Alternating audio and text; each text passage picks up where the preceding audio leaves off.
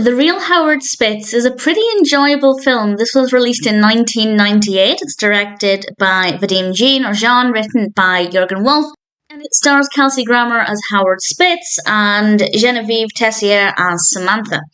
And Howard Spitz is a detective writer, but things are not necessarily going the way he'd like them to. And he realizes that there's potentially a lot of money in writing children's books. So he goes to the library to do some research. And while there, he meets a young girl called Samantha. And Samantha asks for his help with something. And I don't want to say too much about that, but she asks him for help with something pretty huge. And the film is partly about that, and because of his experience with detective work, that is something that he's able to try and help with, and she helps him with writing the children's book, with helping him to understand what children want. She gives him feedback on the manuscripts. It's a really nice partnership between the two of them, and I don't want to say too much more about what happens, but obviously there are obstacles along the way with both aspects of the narrative. Howard Spitz is not always the most likable character, but he feels very realistic. I believed the character. And Samantha is a very likeable character throughout. And the narrative flows really well. The pacing is really great. If you're a writer, there will definitely be things in this that are very relatable. I don't completely love every decision that was made with the narrative.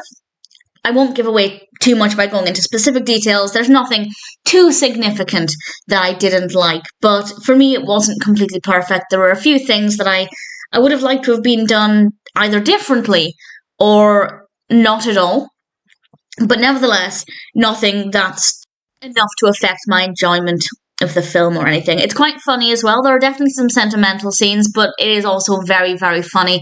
Kelsey Grammer gave an amazing performance, and I won't give the context, but we do get a very, very brief mention of both Cheers and Frasier, not by name, but that's something to look out for. It just made me rather happy, and I enjoyed it a lot. As a writer, I enjoyed it. As a film fan, I enjoyed it. Absolutely, as a Kelsey Grammer fan, I enjoyed it. So needless to say, I'm rather happy with this one. And if it sounds like your kind of film, I definitely recommend it. It's generally a very easy watch.